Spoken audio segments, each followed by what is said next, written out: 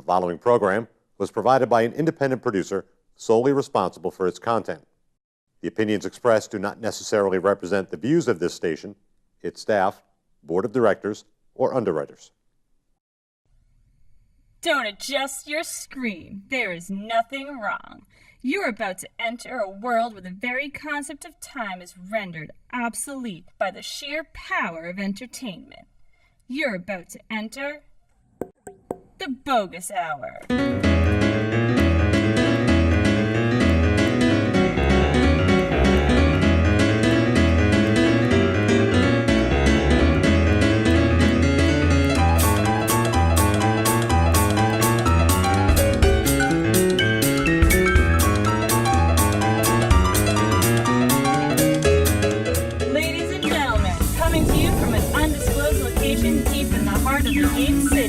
The host of the Boggis Hour, Greg Boggis!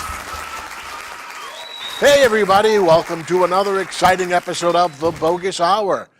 I interview the woman behind Garden Forever Tarot, Julie Rose, and I also talk to my friend, comedian Joe Yannetty. So here I am with Julie Rose of Garden Forever Tarot. Thanks for coming on the Boggis Hour. Thank you for having me. So why don't you tell me and my audience a little bit about who you are and what you do. Oh, my name is Julie Rose. I am a psychic, and my expertise is in tarot card reading. I'm also a gardener. That's why that's Garden Forever. One of my passions is growing everything from seed. I love it. And also when I draw, I paint, a little bit of everything, and I love paranormal work. So you're a Jill of all trades. Yes, a little bit of it. A little bit of everything. Cool. Well, I like gardeners, and I've seen you at the Comic Cons assisting my friend Kadrolchuk. Oh, she's the best, the queen of the paranormal. Amazing. Good people. Yes, it was great meeting you. Yeah. So, how did you get into tarot? And tell us about what tarot cards are. Okay, it's very interesting. When I was about 15 years old, my sister, she's like 10 years older than me. She was like, "Oh, you want me to read your cards?" I'm like, "Oh, what is that?" You know what I mean? And she read my cards, and I just thought it was extremely interesting. So I immediately picked it up, started studying it, doing readings for my friends. I did that for a long time. I did it for like 6 years. And then I took a class somewhere, and the woman at the shop was like, "Oh, do you want a job here?" I'm like, "Okay." I never thought professionally I would be doing that. And then one thing led to another. I worked there for about 2 years professionally, and then I went on a radio show called Fireside, and it's all like I went towards my passion. It was the psychic work, and then one thing led to another, and here I am with you. Excellent. Yeah, because I was saying I just saw you at the Northeast Comic Con down at in Wilmington Oh, it was at awesome. the Shriners, and that was where I've had Gary Summers on as a guest, and he was very fun. He's a fun guy. He's a character, and he knows a lot of stuff. Yeah, exactly. And tarot cards. Okay, so tarot cards are really interesting. They were used it started, I believe, in Italy, but it's progressed. It was first just 21 major hierarchy cards. Now it's just like so many different ones. And well, what it is, you use the cards as kind of to get information psychically. It all comes from within. And I can read you without tarot cards, and I believe, honestly, everybody is psychic. But what it is you use them, and you kind of like pictures come out, information comes out. When I first started learning about tarot cards, it was kind of like, oh, read the book and look at the cards and see what you say. But now when I look at them, I just see different things come out at me. And it's fun. Anybody can do it. And what it is, it becomes like a passion. I know a lot of different psychics, and that's one of their favorite things to use. It's this divination tool. Yeah. Just almost like I wouldn't say a Ouija board. Is it something that does it tend to actually prompt the other person more into opening up, or does it give you the ability to? I mean, I'm also an artist. I actually went to Mass Art for a little while. I wanted to be an art teacher and everything, and so I love the art of all these thousands of different types of art and tarot cards. Right. So that really drew me into it. But yes, yeah, it does. And you're literally talking about the designs and the characters and the things on the cards. Exactly, and it's like when you look at them, it's like say I'll read your cards, right? And you pull, the Chariot, and I'll get different I'll be like, oh, something with their card, but I can read someone else's cards, same exact card, but I won't get that.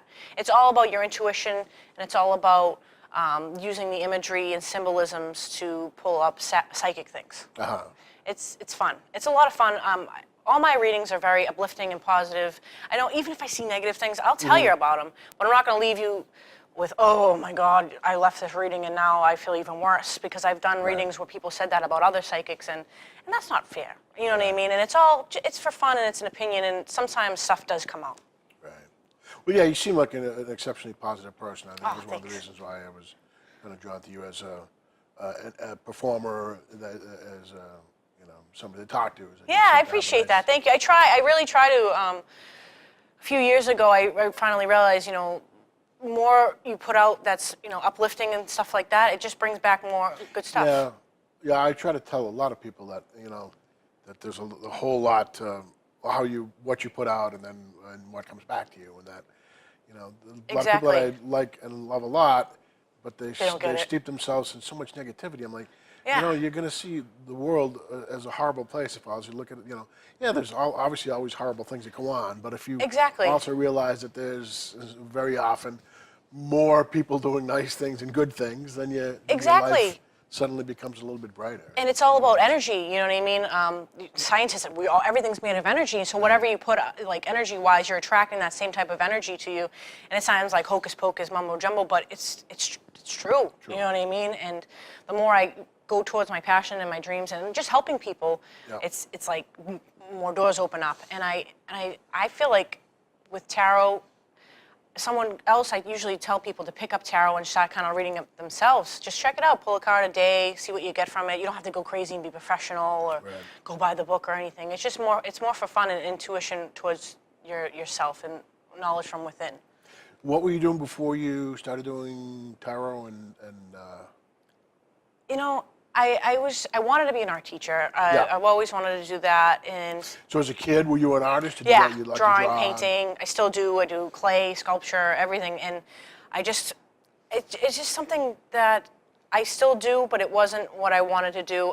The psychic thing, I never thought I'd be doing professionally. I never thought I'd be going to Comic-Con's events, working with other psychics and Queen of the Paranormal. Like, it just all happened, and I'm embracing it, and I love it.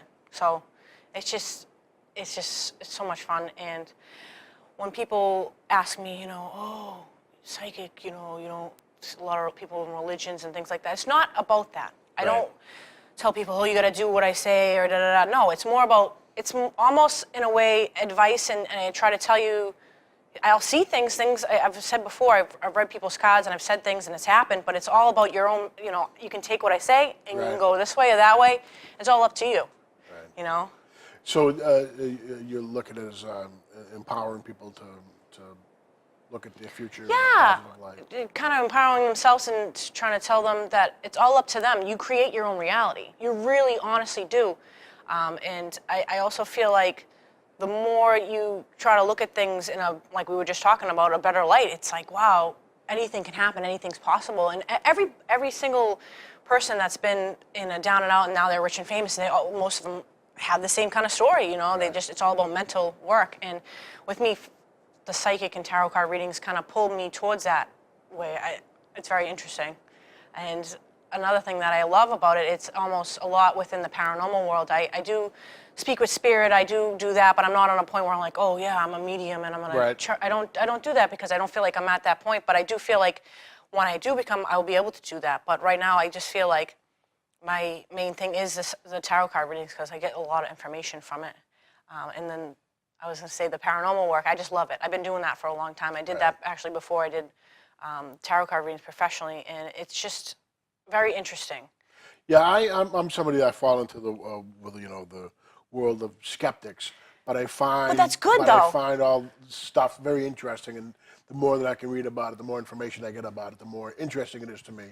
It doesn't necessarily turn me away from it. It makes me... Yeah, I feel like skeptics, they need it. Because if everybody's like, oh, yeah, I believe it, you know what I mean? Everything you say, it doesn't make sense. Because anybody can be like, oh, that's a ghost. Oh, yeah, you know what I mean?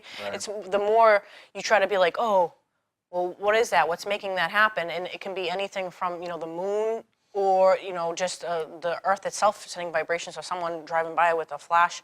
But it's so much fun. I love the unknown, and I also like to connect with people. So when I've been doing a lot of the events with Kuroshona, the Queen of the Paranormal, and I actually started I got a table at the Rhode Island Comic Con, and awesome. it was amazing. I did so many readings.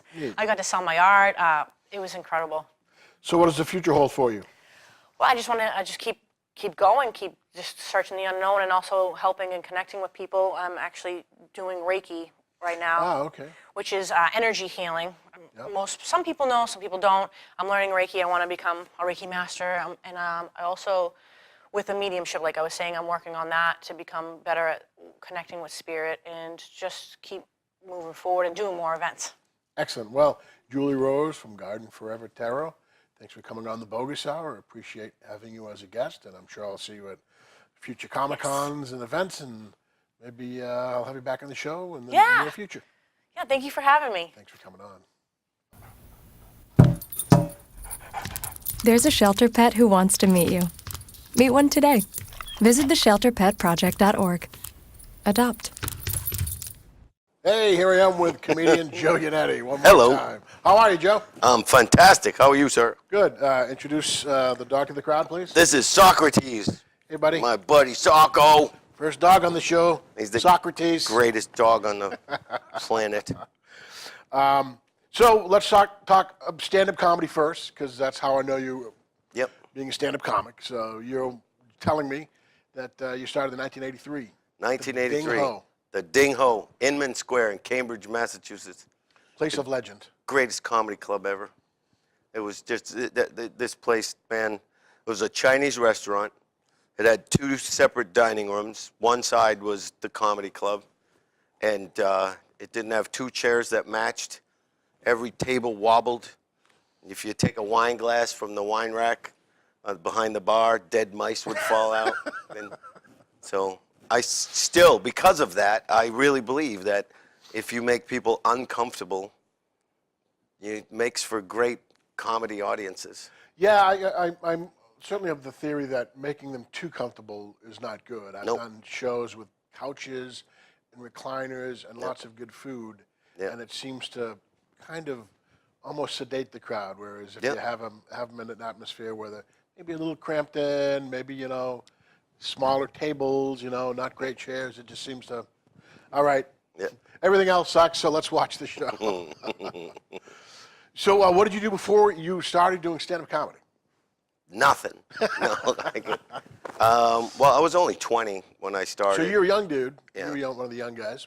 Yeah. So, high school, and then I was a salesman for a while, and I sold housewares, giftware, and then air freight for a little while. And then I went to work for Raytheon. Oh, okay, sure. Yeah, in Bedford. Big employer down in Mass. Massachusetts. Well, actually, New England. My dad worked for Raytheon. So Yeah. New Hampshire. And that's when I started doing stand-up. While I was working there, I was a computer operator. So, what was it that pushed you into doing stand-up comedy? Were you a funny dude? Well, I wanted to be an actor, and I got into Emerson College. And it was so expensive, and people kept telling me that it was a stupid thing to do. People discouraged me and told me how much money I was going to owe and the percentage of actors that are out of work, and I didn't want to go to school for anything else, so I didn't go to school. And my dad passed away when I was 18, and my sister was really devastated. So I used to call her every day and make her laugh on the phone. And one of the women she worked with was Lenny Clarke's sister-in-law. So, and for those of you who don't know who Lenny Clarke is, he's very, very popular comedian. One of the legends of comedy, and especially, I mean, he's nationally known, but in New England and especially in Boston. And at that time, he had a TV show on Channel 38. He would show monster movies and and I went to a show and just fell in love, man. Not with Lenny. With stand-up comedy, it's something that it kind of, if you it does hit you. You know, there's some people that love to watch it, but there's other people, they watch it and it drives them to want to actually do it. Yeah. So that happened to you.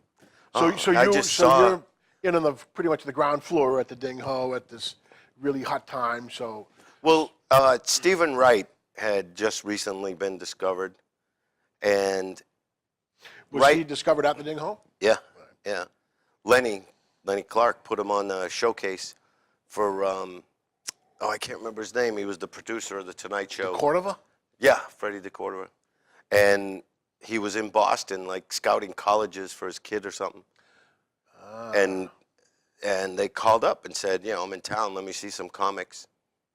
And Lenny put together a showcase, and they put Stephen Wright on just to be nice because he was such a good guy. Right. And, you know, but Boston was, you know, everybody thought, you know, high-powered, loud, Right. fast, Steve's talking. not the archetype of the No. Boston comic. He's Right. cerebral. He's quiet. He's slow. kind of introverted, slow. Pretty much everything a standard Boston guy is not. Yeah. Loud, big, you know, boisterous, Yeah. energy-filled, and all that. Yeah. But that was what struck him. Yeah, and then He's he got paneled. And shortly after I started, Teddy Bergeron did the Tonight Show Aha. and got paneled. Teddy, Yeah, the king. yeah. So time goes on. You develop an act, and you're kind of known for being a crowd work act. Well, when Were I you started, back then? No, in Boston, that was really Yeah, frowned upon. There were certain things that in Boston especially, right, were kind of not seen as. There was other comics I talked to, like Al Ducharme, who talked about he was a character guy and did these, you know, these kind of acting shticks. And throw him away. Right. That's not comedy. Here, this is comedy. It's Yeah, no props, no guitar, no, you know, very few guys like DJ Hazard. That was, yeah. And Originally, like DJ had the guitar, and he was one of very few guys that was accepted Yeah. as that type of an act. Chance. But he had a lot of funny stuff that he did without the guitar. Yeah, Chance had the guitar, but DJ didn't do very many song parodies. That, you know, a lot of guys did song parodies where they would just change one word. DJ would change the whole song, and The whole meaning of the song. yeah, he would do "Untie My Ankles" instead of Just call me Angel. yeah, just call me Angel. So Untie my ankles in the morning. so when did you start to develop your Well, I started in crowd Boston, style? and there was a big rivalry between New York guys and Boston guys. And the New York guys were known for working the crowd. But it was a different type of working the crowd than what I do. They were like, where are you from? That sucks. What do you do for a living? That's stupid. You know, what's your name? Well, that's silly. And so I worked just in New England. Then I got an apartment in New York. I started going down there for about a year. And then I went out to LA, and I was like, oh, I like this better. So I moved to LA, but I started working the road all over the United States. Yeah. And I was just so curious about everything. So I would talk to the audience while I was on stage just to learn about the place Yeah. where I was at that moment. And that's how it started. And it was a real curiosity. And I would usually play it one of two ways. It would be, you know, just kind of like where I'm from is so much better than this. Or most of the time it was real fish out of water. Like, what the hell does that mean? And, you know, I'm in a strange place. what's a These are the crawfish? things I don't recognize. Yeah. Yeah, because your crowd work is not. It's, you know, when you think of crowd work, it's almost you think of the Snaps or the Don Rickles kind of a thing where Yeah. you just, you know, not necessarily humiliate, but Yeah. just knock people down as opposed to, and Yeah. you have a real nice, casual, conversational rapport Yeah. that is also funny, and that's a pretty tough thing to do. No, I love. But it's 'Cause- great because when it works, it really is. Like when you're talking to the crowd and they're liking it, it really works. But there are times you know that. Oh, yeah. Oh crap! This isn't working. Oh yeah, man. I have this guy Barry Nykrug was a comedian in Boston back when I started. He's out in LA now, and Barry described what I do. It's my favorite description. And he said, "You take the audience and put your arm around them," And I love at the end of a show that everybody in the audience has like 8 new friends. Right. You know, like I So you've really pulled this information out of people. yeah. Yeah, it's a good skill, and it's also a great life skill too, because you're able to use that. Yeah, but it's a genuine curiosity. Like I've gotten caught up at shows where like I realize like okay, I got to stop talking to this guy. That's funny. So you're out in L.A. When did you start writing the film Suckers? Well, the process started in 1993 because I was living in Los Angeles. I was working the road a lot. I was doing a lot of TV, and then my then wife, we decided to have a baby, and I didn't want to be on the road for even the pregnancy, never mind the birth. So I went and sold cars in Los Angeles. And I had a writing partner that I would come home and tell him stories of what was going on. And he would say, you got to write it down, you got to write it down. And it ended up being a movie called Suckers. And that was filmed in 2001? 1999. 99, and came out in 99. 2001. Yeah. And it was Jake Johansson. Yeah, and Jake. You. A lot of comedians. There's Jake Johansson, John McDonnell, Bobby Gaylor. Who else? Tim Thomerson is in it. There's a bunch of comedians. And also a bunch of guys that since then have gone on to have really successful careers. Nice. So how was that experience? Did you like that experience? It was the most fun I ever had in my life, man. Shooting that movie. We shot the whole movie in 3 weeks. Wow. So then you have a kid, and Rosie. You get back into. It's so weird that like it seems like such a That's a long short time now. ago that my daughter was born. She's and she's grown an air up and- traffic controller in the Air Force. Right. Wow. Yeah. Yeah, because it's always funny hearing comics talking about their kids, and then at some point I'm like, hey, wait a second, the kid is now in their mid-20s, and they're still. It's very, very funny. But well, my girlfriend has a really great friend, and she's a really pretty girl, and I wanted to introduce her to another friend of mine, comedian that we both know, and she saw his act, and she's talking to me, and it kind of turned her off that he has an 8-year-old daughter. And it was weird because this girl has a very young daughter too. And I went up to him, it was Mitch Stinson.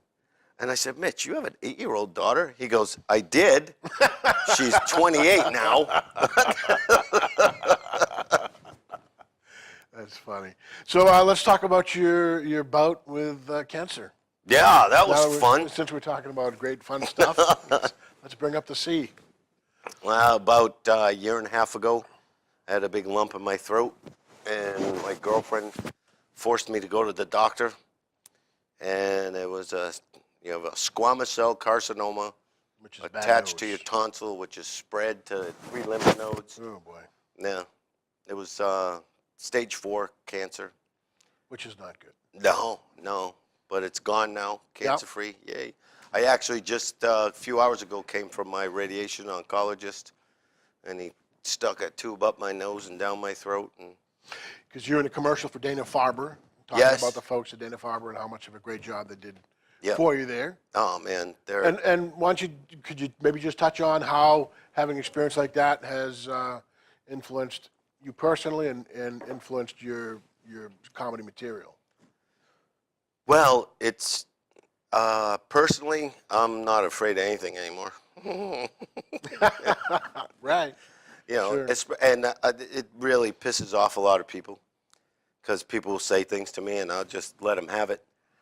Because, you know, the way I used to look at it is, oh, I don't want to hurt someone's feelings or I don't want to be rude. And Yeah. then you realize, no, wait a minute, they're the one being rude.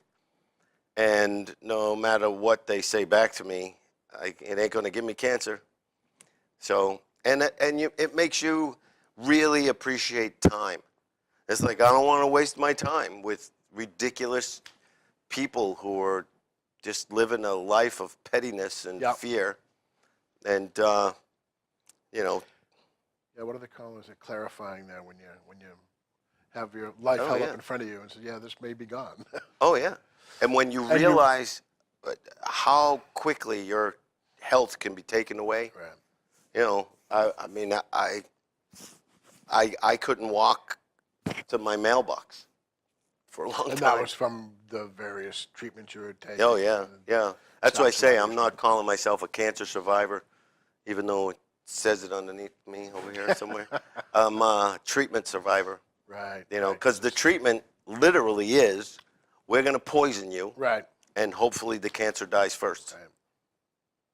So, but the people at Dana-Farber in Londonderry, New Hampshire, they, I insist I wouldn't go anywhere else because Dana-Farber saved my cousin from leukemia. Uh-huh.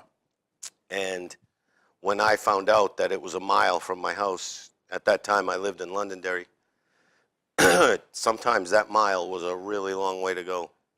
Sometimes, like Mike Katrobis would come and pick me up and drive me, and sometimes I'd have to stop a couple of times Wow. in that mile just to get out of the car and, you know. So you're back in the game? Oh, yeah, man. In September, my girlfriend Emer and I climbed Mount Washington Oh, nice. to signify 1 year cancer-free. Right. And That's a nice climb, too. That's a great mountain, isn't it? oh, yeah, that was, and it's a long way up there. We climbed other mountains, Yeah. but I'll tell you, I grew up in East Boston, and I've really come to love New Hampshire. Yeah, there's a lot of that natural beauty that people tend to write off as being, the woods or the sticks and all that. And it's a very, very I don't know, spiritual place. It's nice to get out of the human rush and go yeah. to where there's just, I want to do three things. So did God. I will certainly not take that mental. The best show you've done? Best show I've ever done? Well, kind of because I could do it, was last year, right after my recovery, I did a cancer fundraiser, Comics Come Home, at the Boston Garden, 13,000 people. So that was pretty cool. And that sounds like a good one. Worst show? Worst? Yeah, sometimes there's many. Yeah. Pick one of many. Not really the worst show, but the dumbest thing I ever did, just because it's the season. New Year's Eve, Nick's Comedy Stop. I don't remember what year it was. The dumbest thing I ever said, because the idiots gave everyone the horns before the show started. Yeah. And people start blowing the horns. And I said, one more of you assholes blow one of those horns. 400 people. And the most unusual? The most unusual show, this kind of qualifies. This is like my favorite show I ever did. There was a bunch of deaf people in the crowd, and I was working with a comedian who was deaf, and the people kept doing this, and I didn't know what that was. And my friend Kathy Buckley, who's a hearing impaired comedian, she was in the back of the room. She was hosting the show.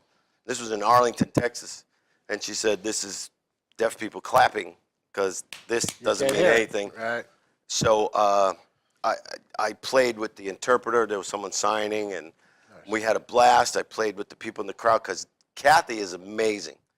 Like if I had her here and she's got space age hearing aids. Oh, yeah. You would never know that she couldn't hear a word you were saying. If she didn't have her hearing aids in, and she could follow the conversation, reading your body, your lips, and at the end of the show, like I said something about how wonderful it was that these people were here and they were enjoying the show with all of us, and they're not from another planet. They just communicate in a different way, and it was a wonderful show. And she walked up on stage. Whatever I said was like inspired by God. And she was crying. Oh, wow. And she said, "Now, did you people learn anything?"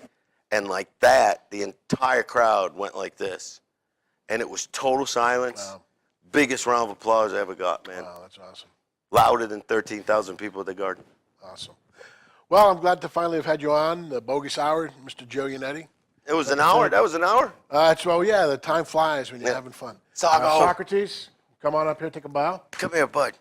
Come here. Thanks, We got to buddy. say goodbye. Say goodbye. I'll make him wave. Come here, buddy. Yo! There we go. Say goodbye. Say goodbye. Yay! That sucked. If you or someone you know would like to be a guest on the Boggis Hour, email us here at thebogishour@gmail.com.